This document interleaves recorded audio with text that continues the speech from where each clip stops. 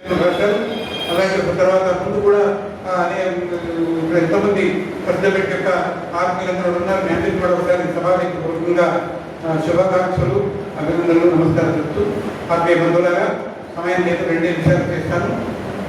ఇప్పుడు ఈ సప్తాహాన్ని మామూలు సంస్కృత సప్తాహం అంటుంటాం. శ్రావణ పౌర్ణిమ హైగ్రీవోత్పత్తి మామూలు విద్యాదేవతగా సరస్వతికి ఇచ్చిన ఒకనాడు వేల వేల ధర్మశాస్త్రాలను కూడా ఒక రాక్షసుడు చౌర్యం చేస్తే అతన్ని సంహరించి వేదాలను ఉద్ధరించడానికి హైగ్రీవతారం పరమాత్మ స్వీకరించాడు. కాబట్టి హయవనుడే విద్యాదైవంగా మొదటి నుంచి మనకు సాక్ష్యాలు ఉన్నాయి. కాబట్టి హైగ్రీవ ఉత్పత్తి శ్రావణ పౌర్ణిమను కేంద్రంగా తీసుకొని కేంద్ర ప్రభుత్వం అనేక సంవత్సరాలుగా విశ్వ సంస్కృత దినం అనే పేరు కింద శ్రావణ పౌర్ణిమను విస్తరిస్తున్నాడు. 3 రోజులు చేస్తున్నారు. ఆ పద్ధతిలో కేవలం భారతదేశ విశ్వ సర్వత్ర ప్రపంచ దేశాంతా కూడా సంస్కృత గొప్పగా ఆచరించబడుతుంది. అలాంటి సందర్భంలో ఈ కార్యక్రమం జరగడం తర్వాత ఈ సందర్భంగా సంస్థాన ప్రపంచం 2 విషయాలు చెప్తాను. మీరు అందరికీ తెలిసినటువంటి ఈ మధ్య చాలా ప్రసిద్ధ వాళ్ళు కూడా పత్రికల్లో పెట్టడంలో ఒక చిన్న మాట ఉన్నారు. సంస్థలో ఏముందండి, సంస్థకి ఏమొస్తుందండి అనే మామూలు వాళ్ళు సుప్రతి సంస్థల్లో ఏముందండి అనేవాళ్ళను మీరు అంటే ఏం లేదు ఏమిటనే వాళ్ళకి ఒక్క ప్రశ్న వేయండి. సంస్కృతం లేనిదేదో నువ్వు అడుగు, ఏముందో నేను చెప్తాను. అర్థం చేస్తుందా? సంస్కృతంలో లేనిదేదైనా కనిపిస్తే అది అడగండి, సంస్కృతంలో కనిపిస్తాను. సంస్కృతంలో లేని విషయం సమాజంలో కనిపించదు. సమాజంలో మనం చూస్తున్న విషయాలన్నీ సంస్కృతం నిక్షిప్తున్నాయి. కాకపోతే ఒకనాడు ధర్మాన్ని జీవన వ్యవస్థను ఆధారంగా చేసుకొని మనవాళ్ళు అనేక ధర్మశాస్త్ర గ్రంథాల మాధ్యమంగా మానవ జీవన వ్యవస్థను, శాస్త్రీయ విజ్ఞానాన్ని, సకల విషయాలు కూడా వేదాంగాల ద్వారా కానివ్వండి, నాటకాల కానివ్వండి, అనేక రకాల ప్రక్రియల మాధ్యమంగా మనకు జీవన విలువలు అందింపబడింది సంస్థ సాహిత్యం ద్వారా. వాడు ఎప్పుడు చెప్పుకుంటారు, మొదలై వచ్చింది కదా భారతదేశ ప్రతిష్ఠ సంస్కృతాన్ని మనకు ప్రపంచంలో గుర్తింపు సంస్కృత భాష, మన యొక్క సంస్కృతి, మన వ్యవహార పద్ధతి. సంస్కృతి కేవలం కొట్టు పెట్టుకోవడం, మనతో పచ్చగా కాదండి, మన జీవన పద్ధతి. ఇంటికి వచ్చిన వాడు దప్పవుతుంది అంటే నీళ్ళు దగ్గర నీళ్ళే కాదండి, మధ్యలో తేనె కలిపి ఇచ్చిన జాతి భారతీయ జాతి, అది జీవన సంస్కృతి. ఒక రసదేవుడు గతమని చెప్తాం.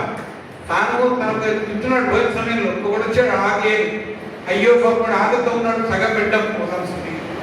ఆ సగం తిన్నామనుకుంటే ఇంకోటి వచ్చాడు, వాడుకోగా తినలేదండి, అయ్యో పాప నేను రాత్రి తిన్నాను కదా అని అందులో సగం మళ్ళీ పెట్టాం, మహాసంస్కృతి.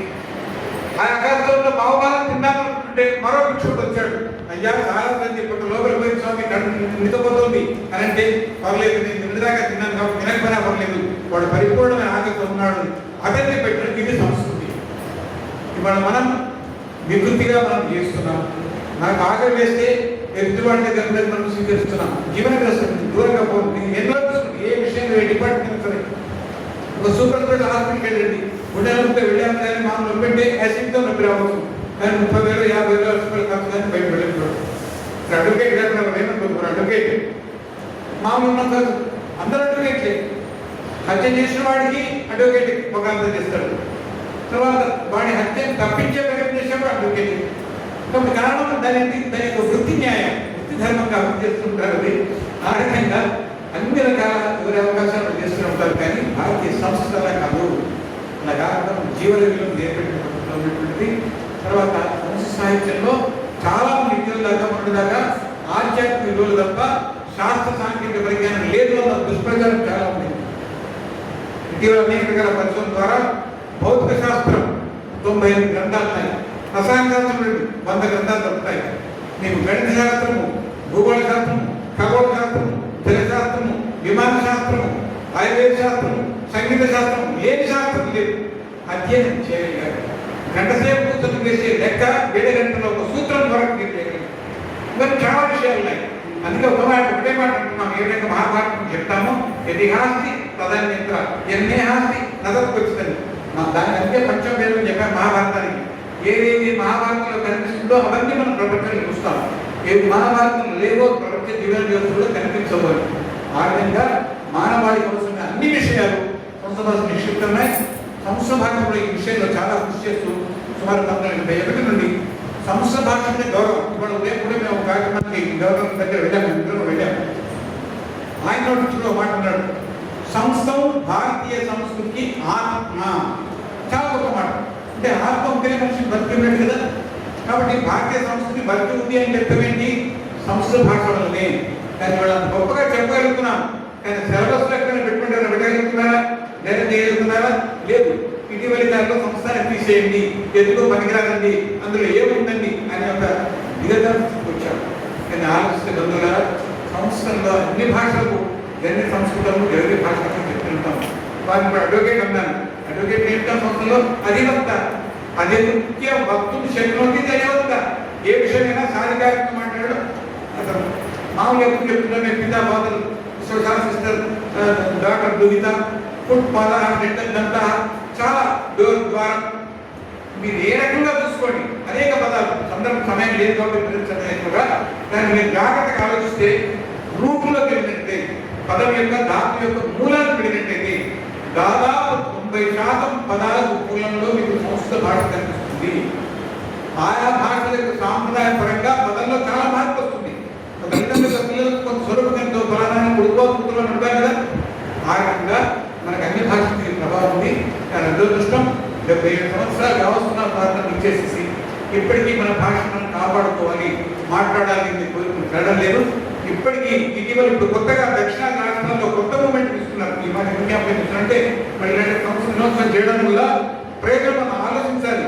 ఎప్పటికైనా సరే నేను ఇప్పటిదాకా నేర్చుకోలేకపోయాను, మాట్లాడలేదు. నాకున్న ఈ కొద్ది సమయంలో కొన్ని వాక్యాలు మాట్లాడేందుకు నేను చెప్తాను. నా రాబోయే తరానికి నా సంస్థ నేర్పించి వాళ్ళు నిజమైన భారతీయ విద్యుత్తాలను అనుకోకపోతే భవిష్యత్ తరానికి చాలా దురదృష్టం అవుతాం.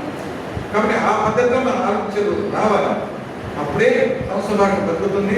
అనాభ్యాస విద్య మన అభ్యాసం చేయకపోతే ఏ భాష బతకదు. కాబట్టి తెలిసి భాషను నేర్చుకోవడం దినేష్ సంస్థ పద్ధతిలో చాలా ఉద్యమాలు జరుగుతున్నాయి. ఇక్కడ విదేశాల్లో చాలా మంది కార్యక్రమాలు, వందల వేల మంది కార్యక్రమాలు ప్రయత్నిస్తున్నారు.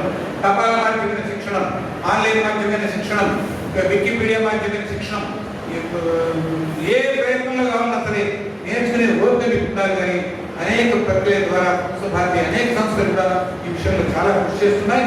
ఇప్పుడు మీరందరూ కూడా తప్పనిసరిగా అనుకున్నాం ఈ సంస్థల సందర్భంగా మనం కూడా కొంచెం ప్రయత్నం మనం చేద్దాం. మనం రాబోయే ప్రాయంగా సంస్థ నేర్పి మన నిజమైన మన సంస్కృతి మనం భాషగా అవుతాం.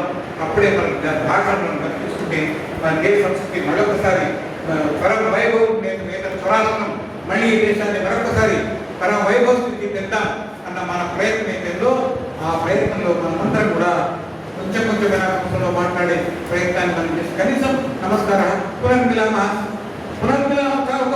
కనిపిస్తుంది. పునర్మిలామ అన్నారు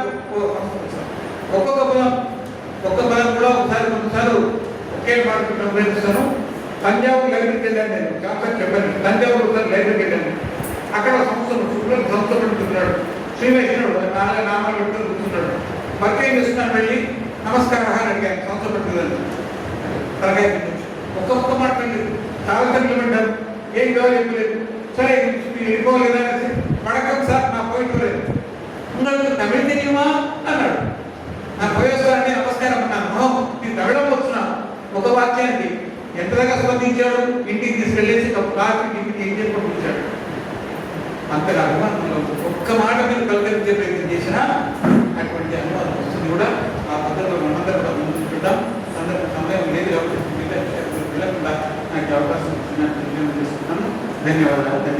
నన్ను సార్ గారికి, నా మిత్రులు గారికి, అందరికీ